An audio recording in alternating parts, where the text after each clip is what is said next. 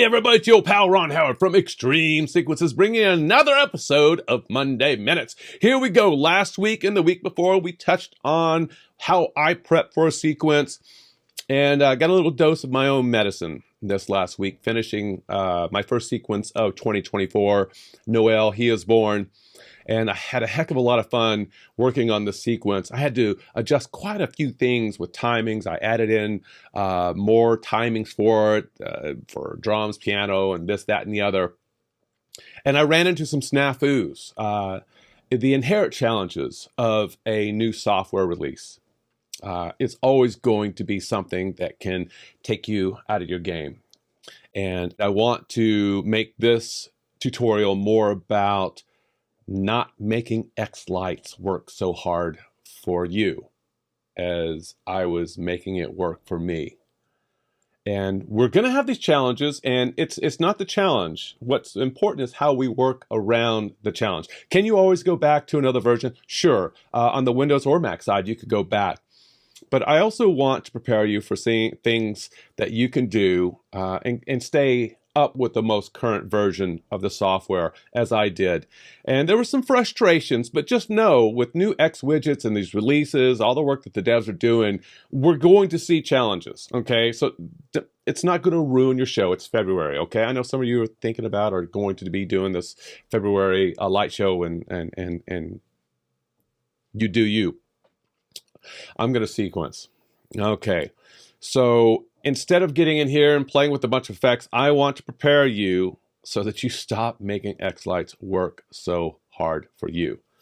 So before we get started, you smash that thumbs up if these videos are helpful, and you subscribe to that channel if you'd like to be notified when these happen. And they happen almost every Monday. I know it's Tuesday, but I was busy finishing a sequence yesterday, and that's just a little more important. Secondly, I'd like to bring your attention to a couple things. For those of you folks that enjoy hands-on training, I'm going to be doing a bunch of it this year, and I'm going to start off this month on the 24th and 25th at Gilbert Engineering USA in Arizona with a 2-day hands-on xLights training class. And if you've never been to their facility, it's quite a hoot. It's a lot of fun. The class is filling up. I'm going to accept about 6 more students, and that's it. And I have a couple of helpers, and not only that, our very own man of mystery, extraordinary developer himself, Gil Jones, is going to be in attendance helping out. So I can't wait for the 24th and 25th of February. That's this month. So if you need to sign up, I'll leave a link below that you can check out. I'm also going to be at the Christmas Expo in July, as I am every year, and that is going to be an intense 3-day hands-on course with a 4th day that is an optional component, which is sequencing. That's right, I'm going to give away all my trade secrets and teach you how to sequence just like me so you can open up your own store and compete. Yeah, good luck with that. All right, let's get going. So I was working on the sequence, Noel, He is Born, and I had a lot of changes I needed to make to timings. And what I noticed right off the bat is that I was getting the spinning wheel of torture, the beach ball from Apple. And it was frustrating because every time I just tried to move it, it would sit there and go, nope, I need to think. And you got to sit back and like, okay, how long is this going to take? How long is this going to take, Mac or Apple, whichever apparatus you want to blame? Or do I blame xLights? Maybe, don't know. But what I quickly realized was I could do one thing to disarm the spinning beach ball of torture. And I'm going to show you what that is. But first, let me explain what I was doing. We have these rhythms in here, and the beats is the main rhythm that looks like it's pretty much on top of it, which is great. But you'll see some of the drum parts look like they're slightly behind. Listen to this. Another kind of chemistry. Okay, this beat right here. The doom, da, doom, do, ba, ba, ba, boom. Well, this ba, ba, ba, boom. The bump part is just slightly behind the beat. It's a little too far this way. Now, if I wanted to spend time and go through here and change all of these, I can, right? Get these lined up. But what was happening in my sequence, and granted, the sequence had matrix effects, megatree effects, shaders, all sorts of layer blending, a lot going on. So I'm making xLights work hard, and I can't stop doing that because that's how I sequence. But what I had to do in order just to get the timings done, because it was driving me nuts, is this simple little thing here. This little button, and you can see I have it turned on. If you turn on this button that says suspend render, then go ahead and hit render. From this point forward, anything you do with adding effects, changing effects, you are not going to see the fruits of your labor. You will not see it play back because we have suspended render. But what you will be able to do is get your work done with the timings, because xLights is not going to be doing any of that behind the scenes rendering, which it does. You ever wonder why you place effects and you can like, wow, I can already see that playback? That's because xLights is constantly rendering in the background, which is pretty cool. But also explains why sometimes you might not see things happen until you give it maybe 5, 10 seconds or more, depending on the system you're rocking, okay? When you're finished with your timings, go ahead and turn that back off right here, and then you'll hit your render, and then you will see all of the playback from any changes you've made. Pretty cool, huh? Yeah. The other thing, if you have just gone from 2023 to 2024 and you've made changes to your layout and you're wondering why nothing works, well, it's time to get a little help from the xLights police, and that would be in the form of tools check sequence. So if you look at your layout and you're like, well, it's just like it was last year, except I added new candy canes and I added new this, that. Well, no, then it's not like what you had last year. You're telling a fib, okay? You're going to want to run your tools check sequence. Anybody that asks for help in these groups without doing this should just hold off, stop, run your check sequence, because we're probably going to say, have you ran your check sequence? And you're like, well, no. Well, you should, because this is going to tell you several things that may be going on. It's going to tell you if you have overlapping models, or you've got controllers spanning across different models, things that can make xLights work harder than it should. If you're rocking an Celeron computer from 1981, hopefully you're not running Windows 7 or XP because they're not supported, but that's what you have. Chances are this is probably going to tell you you've got some issues, okay? And you may need to make some adjustments to your world to facilitate solving those issues. But the truth is in here. Maybe you need to make the size of your model here a little bit smaller. Okay, the reason these are built so large is so that we can get all the fine detail, but afterwards you can go in there and you can shrink it down 50% and you'll be fine. How much will that improve your xLights experience in speed? Don't know. But maybe it'll solve the problem with it crashing. You'll have to find out. Okay, the other thing is, if you have model groups you are not using, but they're still stuck over there, get rid of them. Unless you're going to use them later. Right-click in the models area right over here, delete empty groups, say bye-bye. You'll see the spinning wheel there of torture, and then hit save. And now you've gotten rid of them. Also, under this preview up here, I don't care if you're in 3D or not, I'm in 3D. Used to, you couldn't even change this until you went to 2D, but now it works in 3D as well, which is pretty nice, which is another fine example of why it can be important to update your xLights versions. If I click on all models, you're going to see a different story here. Suddenly it's like what looks like a very simple layout. Oh, whoa, what's all this stuff up here? Well, Ron, in his infinite wisdom, thought one year it'd be great to have these grand illusions and use 300, 300, 200, and 200 count strings instead of getting sensible 50 count strings and doing 250 times 4 for each of the props. But because I didn't do that, I had to learn how to use shadow models, which I think is a good thing to do, especially if you ever have to have more than one controller managing a prop, like a big old mega tree. Okay, so I have a video on that as well. So, but I used to have my mother of all reeds up here. So I don't need that for 2024. I don't use those. So I deleted those models and the shadow models, cleaning it up because those take channels.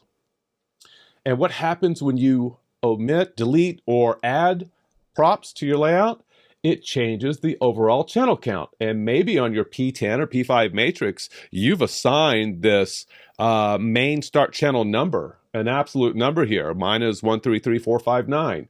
Well, if I take away a model or add a model, that number changes. So that has to be looked at, because otherwise you're going to have overlap. Okay? Get your house in order before you start getting too crazy with mapping and sequencing. You will thank yourself. Okay? If in doubt, and you've added something, but you don't know where you're going to put it, you don't have a home yet. I don't have a home yet for my click, click, boom. So I assign them to no controller, which by default, when you bring in a model, when you import a model, its main initial home is no controller, which is one of the smartest things xLights has ever done. Because now we don't have to worry about any channels stepping on other channels. Okay? We can decide that later. Can I still sequence it? Absolutely. Can I still work with submodels? Import? Absolutely. Will it mess anything up? Nope. No, it will not. Okay, I'm going to put this back on default. I'm going to always click save. Any of these changes I make, I click save. So let's go into another area to help you stop making xLights work so hard. And that is going to be in xLights preferences. Or on the Windows file preferences, just get to preferences. Okay. If you're on a Mac, and it's not uncommon to see this window hide behind the layout, or if you're working with multiple monitors, you might see this thing get stuck somewhere in the middle.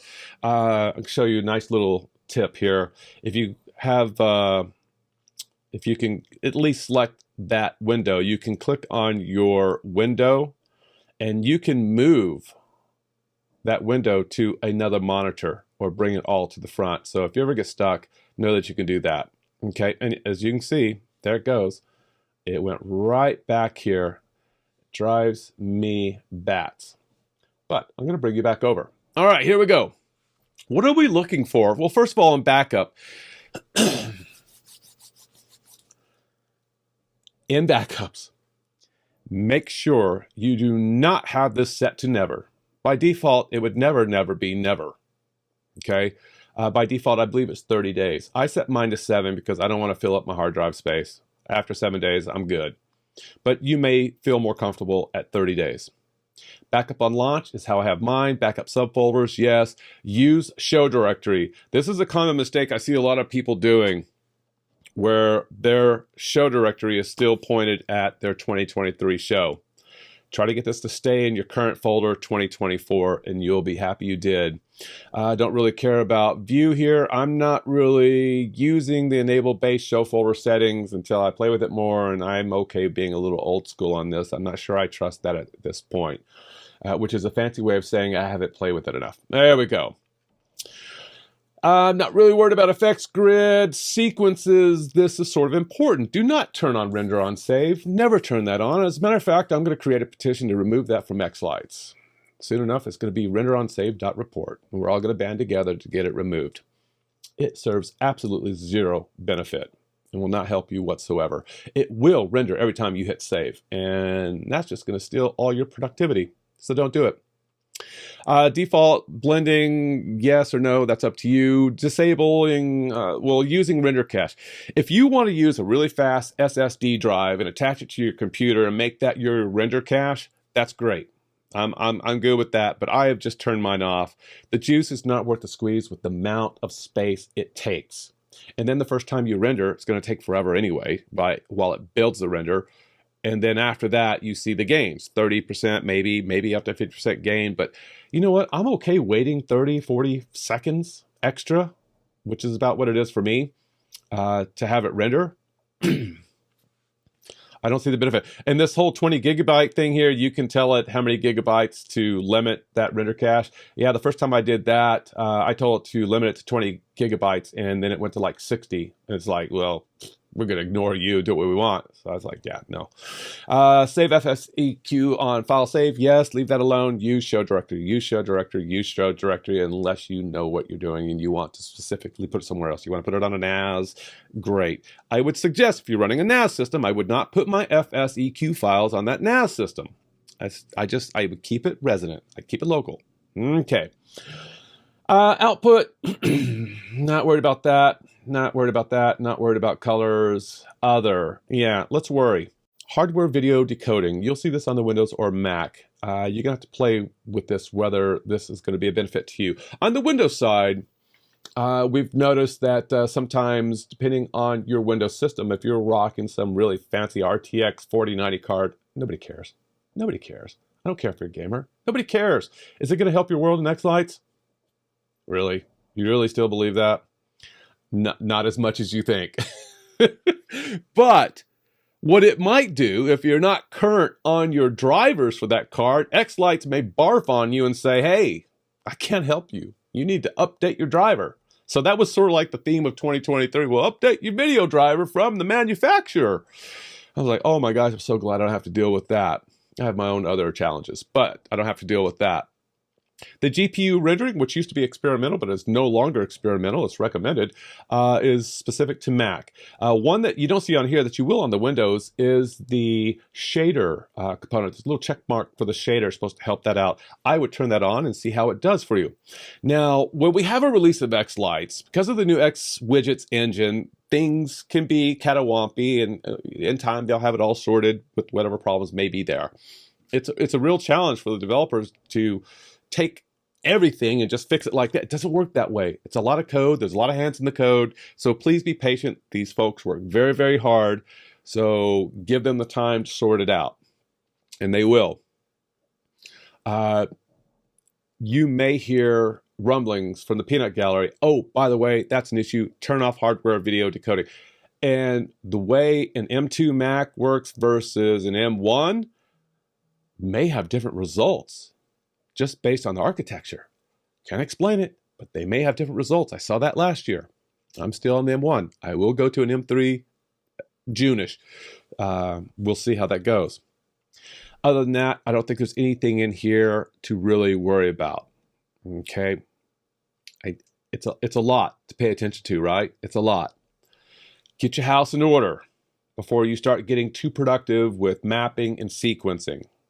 For me, it's probably a little bit different because I got this big old layout. I'm in and out of show folders for projects. And I don't know what you want to call it, a super user? I don't know. I don't know what you call it, but I know people out there with shows a lot bigger than mine. So anything you can do to minimize making xLights work harder than it needs to, I think you should. Okay, here's one other tip that I think could be important for those people that are rocking that 1982 Celeron with 128 gigs of hard drive space and 4 gigs of memory.